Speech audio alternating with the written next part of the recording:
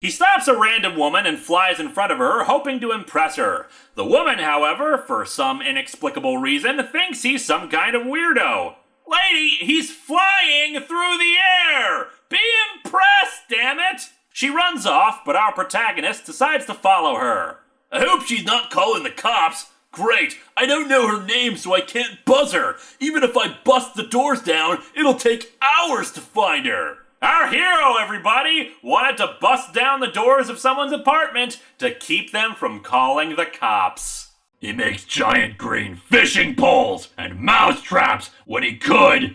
Well, put that ring on my finger, and just as a warm-up, I'd send a few tidal waves in just the right directions. Knock out a few enemy fleets.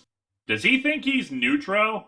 Also, what enemy fleets? Who does he think we're at war with? Or is this Frank Miller perpetuating his conspiracy theory belief that Al-Qaeda has the full resources of any nation's armed forces? Then get started on bringing some real firepower to a nasty ground war or two. Our hero, everybody! Steve claims that Robin is not Dick Grayson. I rescued Dick Grayson from a pack of corrupt cops. I admitted him to a trauma clinic. They kept his identity a secret to avoid undue attention. Figured the boy had been through enough. In case you thought he couldn't be any more of an asshole, he knows what he should have done and still tried to make Dick eat rats.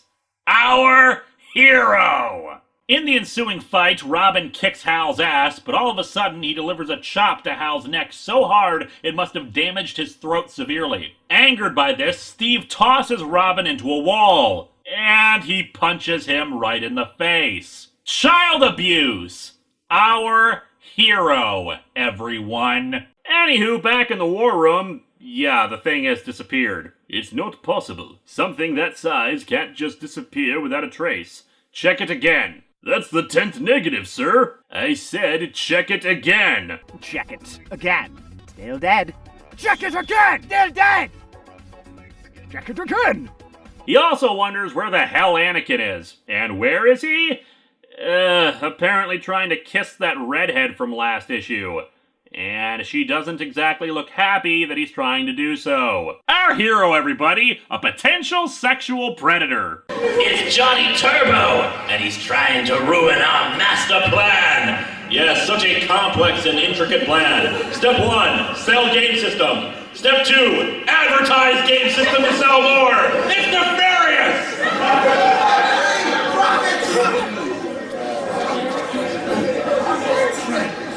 And then Johnny Turbo shoots at them.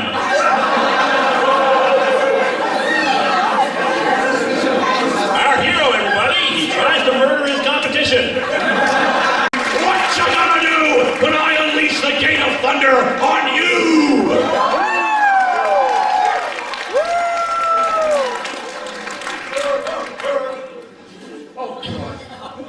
He was heard to chant turbo, turbo.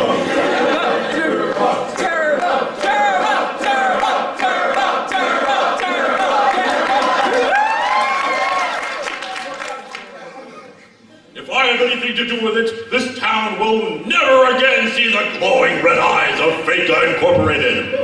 Our hero, everybody, he demands that his game system hold a monopoly over a town. You have no choice. Surrender now. Resistance is futile. The memory collector explains that he can grant any wish in exchange for a memory. Isn't this the plot of Neverending Story 2?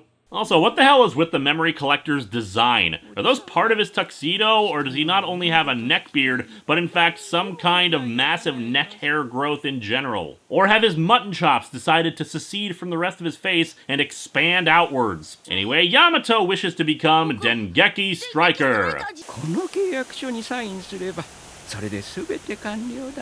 Man, Kyubey has really let himself go.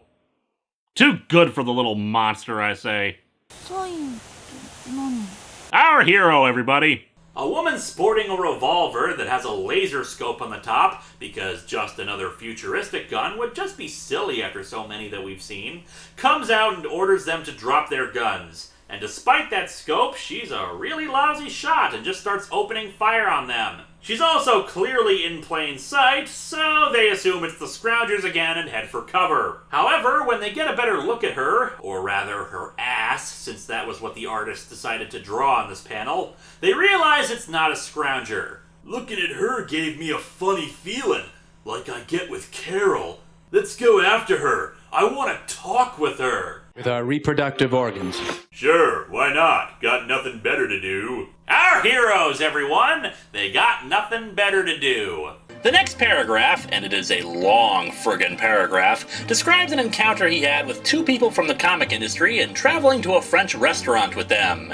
And how when one of them said, "Keep it simple, stupid," the warrior proceeded to jam a loaf of bread down his throat and ran off to evade the authorities. Our hero, ladies and gentlemen. Terrorism is about making someone so afraid that they'll do what you tell them to.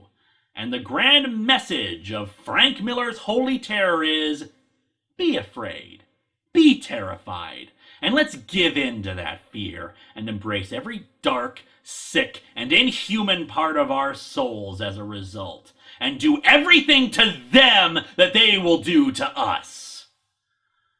Frank, you must be so proud.